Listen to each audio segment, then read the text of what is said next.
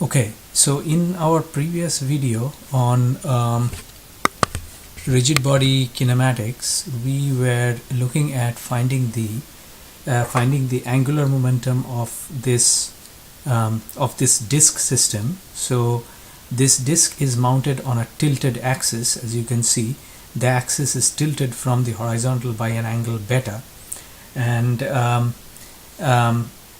the way this system rotates is that this tilted axis itself turns with an angular velocity of omega 1, and the disk itself, which is mounted on this tilted part of the axis, itself turns with an angular velocity of omega 2 along the directions that are shown here. And the goal is to find the angular momentum of this disk. And this is a problem that we started discussing in the previous video, and we'll continue that discussion here. So one thing that we have noticed is, or we have noted rather, is that in order to find the angular momentum of this disk, it is beneficial if we can express the angular momentum about a body fixed XYZ axis. So in other words, if you consider these three red lines, X, Y and Z, you can see that Z is perpendicular to the disk and X and Y are on the plane of the disk. And assume that these XYZ axes are fixed to the disk. That is, as the disk turns, the XYZ are rigidly attached, so the XYZ also turn with the disk. Now, with such an axis, what happens is that because it is fixed to the rigid body, the moment of inertia matrix does not change over time. And furthermore, because the way the XYZ are directed, where Z is along the axial symmetry direction and X and Y are also axis of symmetry, what happens is that this XYZ corresponds to what are called the principal axis. And when your XYZ, the body fixed XYZ that is, are along the principal axis of a rigid body, then the moment of inertia matrix becomes even more simpler, in the sense that not only are the entries of the matrix constant over time, the off diagonal entries become zero. Okay, so that is the characteristic of the moment of inertia matrix for a rigid body, where the XYZ axis are along the principal axis, and the principal axis for simple rigid bodies like a disk are basically the axis of symmetry. So that is the reason why we decided to express the moment of, or rather the angular momentum about the body fixed XYZ along the axis of symmetry with the origin at the center of mass. Now, in order to do that, what we observed, so I'm going to just show you some of the excerpts of our last video discussion. We basically said that if our moment of inertia, or if our axis is fixed to is body fixed and along the axis of symmetry, like that is shown here, then the moment of inertia matrix becomes really simple, constant as well as diagonal. And in that case, the angular momentum can be very easily expressed as moment of inertia Ixx times omega x in the I direction, Iyy times omega y in the y direction, and Izz times omega z in the z direction. Okay, and keep in mind that these, when we say x, y and z directions, these are the body fixed x, y and z directions. Okay, so while this structure becomes very simple now, the caveat is that the angular velocity of the overall rigid body, in this case the disk, which is mounted on this tilted axis, needs to be resolved along this body fixed ij and k. So we need to resolve the overall angular velocity of this disk along this body fixed ij and k. And that's where a little bit of a complication comes up, but that complication can be resolved in a very methodical manner. So to describe that, we first recall that there are actually two angular velocities, omega 1 and omega 2. Okay, omega 1 is along the inertial z-axis, so it is along the original z-axis. If you consider the horizontal line here to be the original or the inertial or the fixed z-axis. Okay, while omega 2 is along the rotated z-axis. Okay, so omega 2 is along the body fixed z-axis. So the question then is that when we express this vector and we substitute omega x, omega y, omega z, this omega x, omega y, omega z needs to be along the body fixed axis. Now that is not a problem for omega 2, right? Because omega 2, as you can see in this figure, is already along the body fixed z-axis. In fact, it is negative omega 2k, okay, already in the body fixed xyz axis, specifically in the z-axis. But the issue is that omega 1 is along the inertial z-axis, and so it is basically 0i, 0j and omega 1k, where capital I, capital J, capital K represent the ijk axis of the inertial frame. Okay, so what we now need to do is we now need to have a mechanism for transforming this vector from this capital ijk, which are along the fixed xyz, to the body fixed xyz, small ijk. Okay, and to that end we discussed that the overall orientation or arbitrary orientation of the disk, instantaneous orientation of the disk, can be obtained by a sequence of 3 rotations. Okay, first is we rotate the so initially let's say that the z is or the disk is aligned along the inertial xyz. Okay, so we first give a rotation about angle alpha, which turns about the z-axis. Okay, so that's this diagram. Then what we do is we give another rotation about the rotated let's see, the rotated y-axis. Okay, and this is by an angle beta, and this essentially implements the tilt of the axis on which the disk is mounted. And finally we give a rotation about the new rotated z-axis by an angle theta. Okay, in fact it is by an angle minus theta, and the angle beta is specifically minus beta because they are actually being rotated about the negative z-axis. And so essentially we see that any arbitrary orientation of this disk can be obtained by a sequence of rotations: alpha about the z-axis, first z-axis, negative beta about the rotated y-axis, and then negative theta about the next rotated z-axis. Okay, so this is the zyz set of rotations, and alpha, beta and theta are the Euler angles.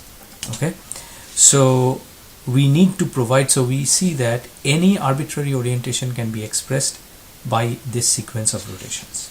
And this is important. Figuring out this set of rotations to obtain an arbitrary configuration of the disk is important, because this actually helps us rotating vectors also from one coordinate or one set of triad to a different set of triad. And the way it is done was also described. Essentially you will have rotation vectors, okay, or rotation matrices. So for each of these rotations, alpha about z, minus beta about y and minus theta about z, there are rotation matrices. And if you take the matrices and multiply them in this sequence, alpha, then beta, then theta, and then pre-multiply with a vector in the inertial xyz, it gives you the corresponding vector in the body fixed xyz. Okay, so that is the background that we had, and now what we are going to do is we are going to actually carry out these rotation matrix multiplications. So our interest is in the omega 1 vector. So let me just write. So the omega 1 vector is essentially 0I plus 0J plus omega 1k, and these are along the inertial xyz axis. So what I want to do is I want to transform this to small ijk, that is along the body fixed. So we will have so the first rotation matrix is the rotation by an angle alpha about the z-axis. Okay, so this rotation matrix is given by, and this is a standard rotation matrix formulation.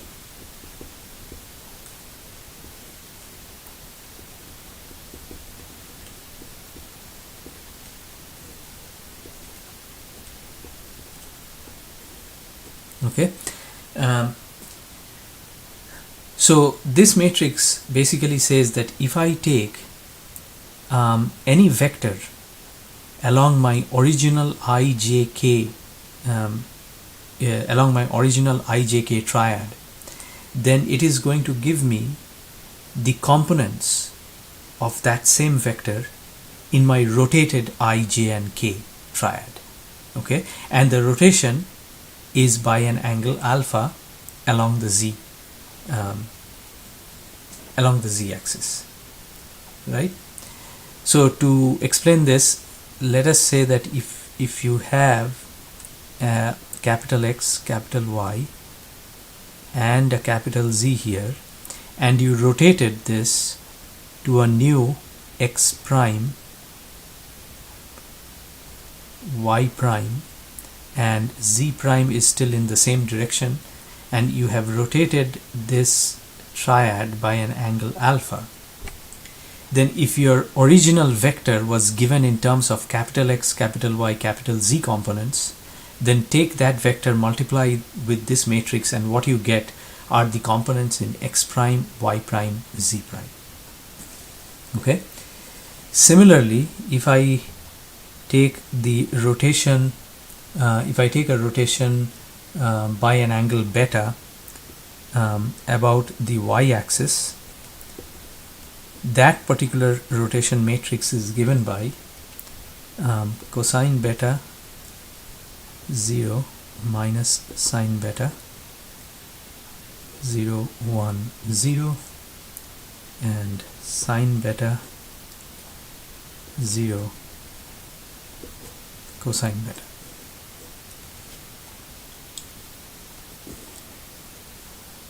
Okay, now in our case we are actually going to be turning, if you go back to the previous video, our rotation is about the y-axis by negative beta. So it is, we are actually rotating by beta in the negative y direction. So in our case, the matrix that we will use is r negative beta y, which is going to be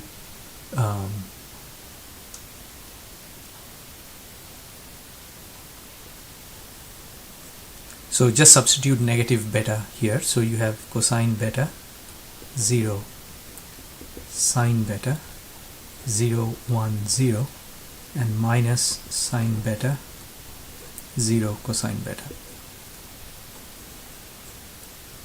Okay,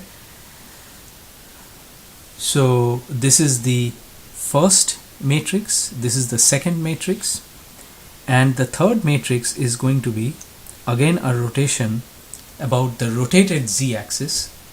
Okay, the new rotated z-axis, and this rotation is going to be by an angle theta, but in the negative theta direction. So negative theta z, and this matrix will be very similar to this matrix because it is again a rotation in the z direction, but with the exception that we are going to use minus theta instead of alpha.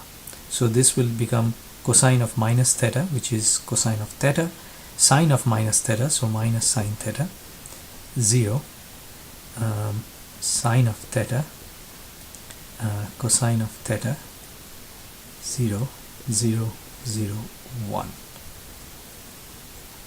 Okay.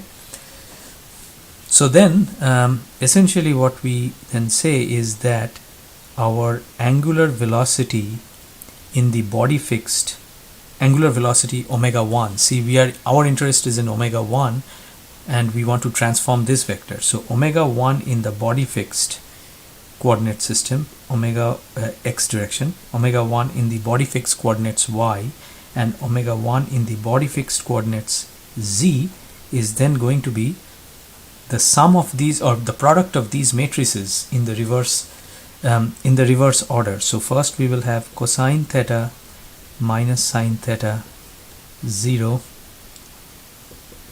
sine theta, cosine theta 0, 0, 0, 1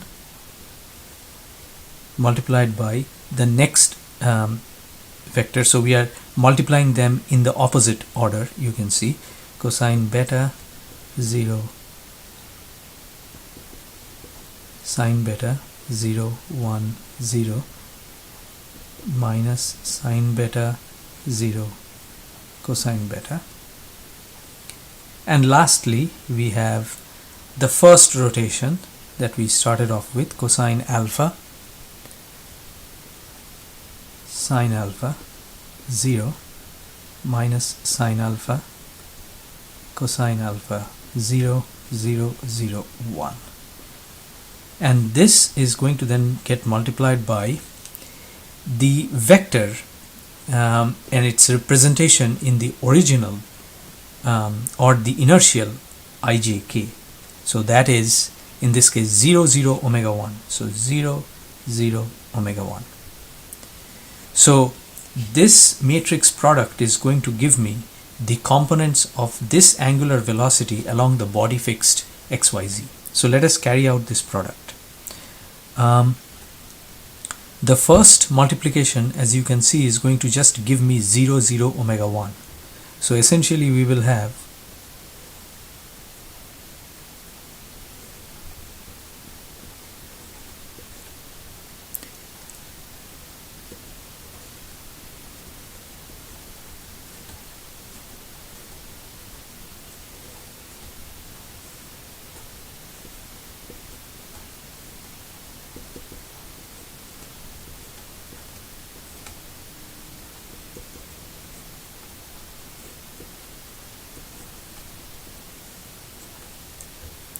times, if you carry out this product, you will get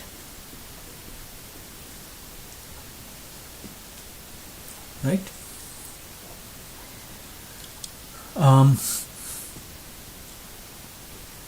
In the next step, if we carry out this product, what we will get is the following, and then I'm going to write the final answer, but let me just write the intermediate one first.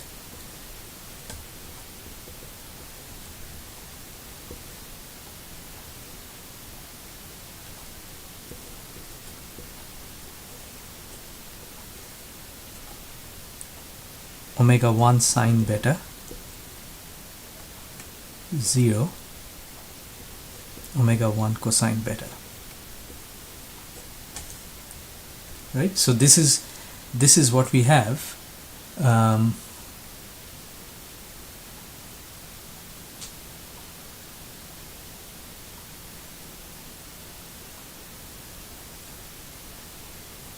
Let me just check one thing here.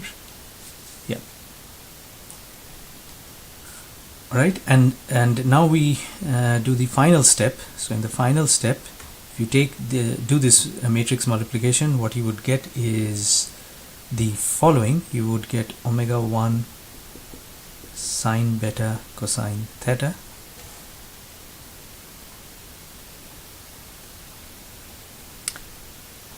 omega 1 sine beta sine theta, and omega 1 cosine beta.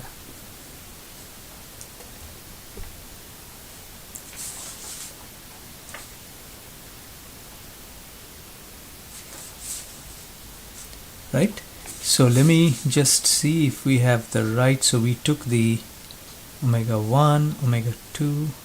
Okay, all right, so So from here then we have the following. We can now say that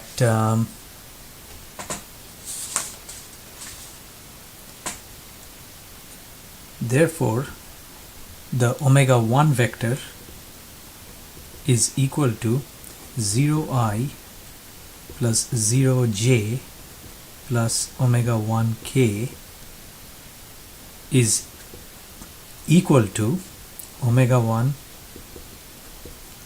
sine beta cosine theta I plus omega 1 sine beta sine theta j plus omega 1 cosine beta k. And you can see that the magnitude of this vector still remains omega 1, because if you do the sum of the squares, you would see that the sum of the squares is indeed omega 1 square. And we have omega 2, which is nothing but let's see, minus omega 2k. And so therefore the net angular velocity is equal to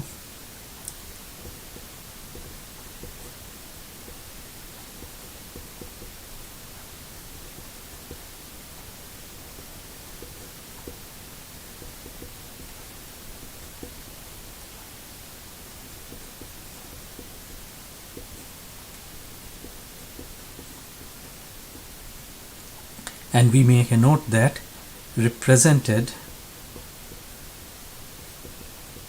in body fixed triad along axis of symmetry.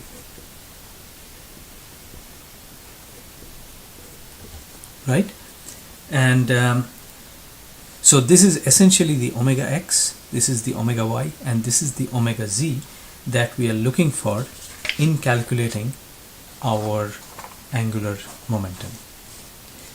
So we go back now to our angular momentum expression.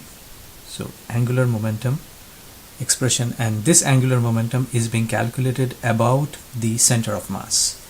Typically when you have rigid bodies, especially rigid bodies that are, let's say, moving in space or having arbitrary motion, it's rather difficult to fix a fixed reference frame, or to identify a fixed reference frame about which to express the angular momentum. It is easier to express the angular momentum about the center of mass, more so because about the center of mass, if you used a body fixed reference frame, then your angular momentum matrix is not going to change. Furthermore, if it is along the axis of symmetry, then the moment of inertia matrix becomes diagonal, right? Which we have just discussed. So the angular momentum of this disk then is 1/4 mr square, and I would urge you to just go back to the previous video where we set up this problem. There we have discussed about these moment of inertia quantities as well. So 1/4 mr square omega 1 sine beta cosine theta I plus 1/4 mr squared omega 1 sine beta sine theta j plus the moment of inertia along z is half mr squared times omega 1 cosine beta minus omega 2. So this is the angular momentum of this disk about the body fixed ij and k. And now if we desire to find out the angular momentum at any particular angular value theta, we can just substitute that value. Understanding that beta is a constant angle because beta represents the tilt of the axis itself on which the disk is mounted, but theta is the spinning angle. Just quickly double check the different angles that we chose. Yeah, so theta is the spinning angle, and in fact we have defined theta. If you go back to the prior video, we have defined theta to be going positive in the negative z direction, and that is why in the rotation matrices we substituted negative theta. So theta dot is going to be actually, in our case, it is theta dot is going to be omega 2. Now if you are interested in the rate of change of angular momentum, that can be also done quite easily. So if now you want to find hc dot, we will take the time derivative of this unit vector. So we have first 1/4 m r square omega 1 with a negative sign, sine beta, sine theta, and theta dot is going to be omega 2 I plus 1/4 mr squared omega 1 sine beta cosine theta I dot. Keep in mind that our I, j and k are now body fixed. So as the disk is turning, our I, j and k are also turning. They have angular velocities, and hence when we take the derivative, we have to take the derivative of the unit vector as well. We go to the second term where we have 1/4 mr squared omega 1 sine beta cosine theta omega 2. Omega 2 is because theta dot is omega 2.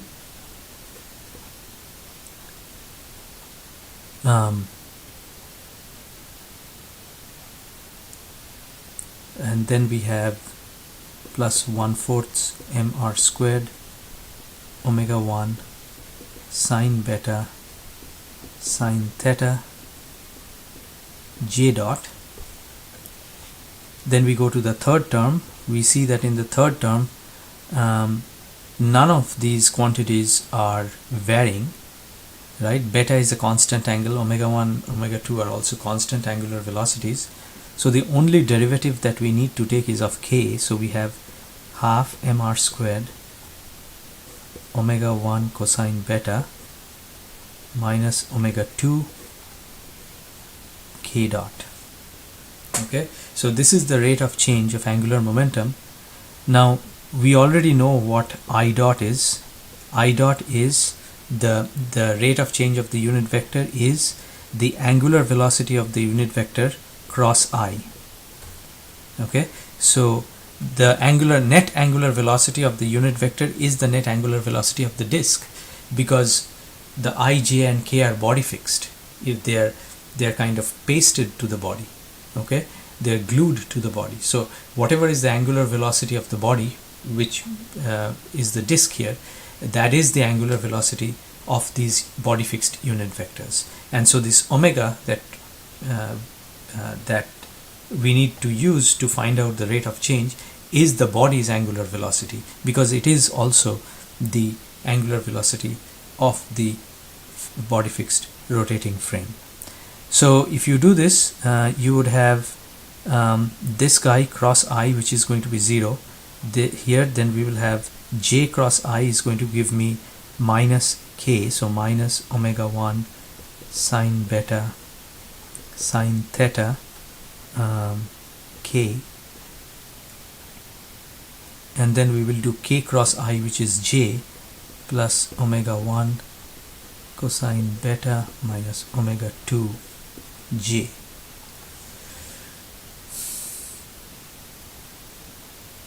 Okay, so this is I dot. Similarly, we can have j dot to be equal to omega cross j, and then the same procedure, I cross j is going to give me k, so I have omega 1 sine beta cosine theta k. J cross j is going to give me 0, and k cross j is going to give me minus I, so minus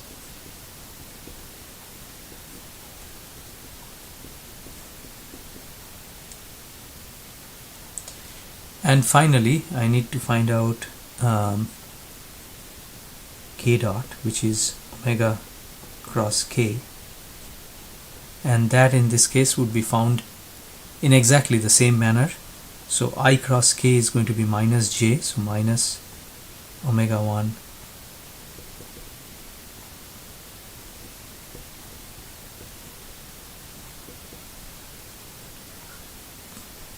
j cross k is going to give me I,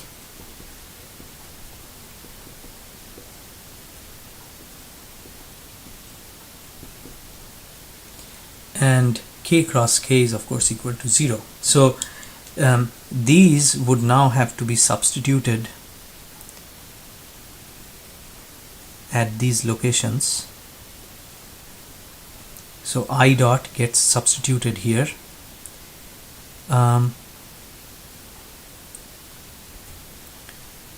j dot gets substituted here,